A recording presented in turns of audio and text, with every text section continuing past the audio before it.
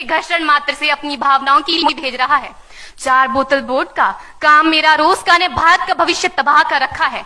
हम ना एक ऐसे समाज में जीते हैं जहां लड़कों से बात करता देख जो भाई हड़काते हैं, लड़कों से बात करता देख जो भाई हड़काते हैं, वही भाई अपनी गर्लफ्रेंड के किस्से घर में हंस हंस कर सुनाते हैं। और मैं बता दूं, महिला सुरक्षा के मामले में हम आज भी चौथे नंबर पर आते हैं।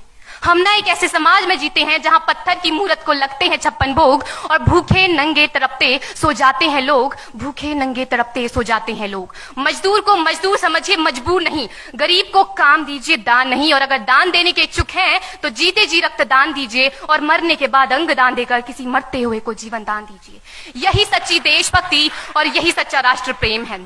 ना सरकार मेरी है ना रब मेरा है, ना सरकार मेरी है ना रब मेरा है और ना ही ये बड़ा सा नाम मेरा है। बस इतनी सी बात का गुरूर है मुझे कि मैं भारत की हूं और ये भारत मेरा है और ये भारत मेरा है। परंतु एक वैचारिक बीमारी हमारे समाज में मुझे नजर आती है। कहा जाता है हम दुनिया के सबसे बड़े लोकतंत्र हैं, जहां हिंदू पैदा होते हैं, मुस्लिम, सिख और ईसाई भी पैदा होते हैं, लेकिन बदकिस्मती है अब इंसान पैदा नहीं होते। और मेरे विचारों में ना हिंदू की जरूरत है ना मुसलमान की जरूरत है। राष्ट्र निर्माण के लिए केवल अच्छे इंसान की जरूरत है, केवल अच्छे इंसान की जरूरत है। जरा सोच कर देखिए, ये पेड़ पौधे और शाखाएं भी परेशान हो जाएं अगर परिंदे भी हिंदू और मुसलमान हो जाएं। एक शैक्षणिक बीमारी भी हमारे समाज में मुझे नजर आती है और बड़े ही आश्चर्य की बात है, जिस देश ने पूरी दुनिया को तक्षशिला और नालंदा देकर के विश्वविद्यालय शिक्षा की बुनियाद रखी, आज विश्व के 100 सर्वश्रेष्ठ विश्वविद्यालयों में हमारा एक भी विश्वविद्यालय खड़ा नहीं हो पाता। जहां एक और हमारे पास IIT, IIM और NIT जैसे शिक्षण संस्थान है, तो वहीं दूसरी ओर इस देश के गरीबों को बेरोजगारी की जमात में खड़ा करने के लिए उनके हाथ में सर्व शिक्षा अभियान का झुंझुना पकड़ा दिया जाता है। और मैं बता दूं, इस शैक्षणिक बीमारी का केवल एक कारण वो ये कि हमारे देश की शिक्षा नीति केवल 2 तरह के लोगों के लिए बनती है। पहले वो जो विद्वान हैं और दूसरे वो जो धनवान हैं। इसी तरह की कई गजब की बीमारियां हैं और इन बीमारियों की जो जड़ है ना, वो हमारा अंधविश्वास। और मेरे विचारों में जब तक इस देश का युवा अपनी सफलता के लिए मंदिरों में जा जाकर नारियल फोड़ फोड़ कर भगवान को रिश्वत लगाता रहेगा, हमारे समाज का शिक्षित वर्ग ही बिल्ली के रास्ता काटने पर खड़े हो जाना, अपने धर्म अपनी जाति को ऊंचा मानकर दूसरों के धर्म की अवहेलना करता रहेगा, तब तक ना तो इस देश से अंधविश्वास खत्म होगा और ना ही हमारा राष्ट्र निर्माण संभव होगा। हमारी संस्कृति, हमारी सभ्यता को दुनिया ने शीश नवाया है, तो क्यों आस्था के नाम पर हमने अंधविश्वास फैलाया है? मेरे विचारों में हमारा राष्ट्र निर्माण तब संभव होगा जब इस देश में महिलाओं की पूजा नहीं, उनकी इज्जत की जाएगी। राष्ट्र निर्माण तब संभव होगा जब हम जातिगत आरक्षण नहीं बल्कि सामाजिक सशक्तिकरण पर बात करेंगे।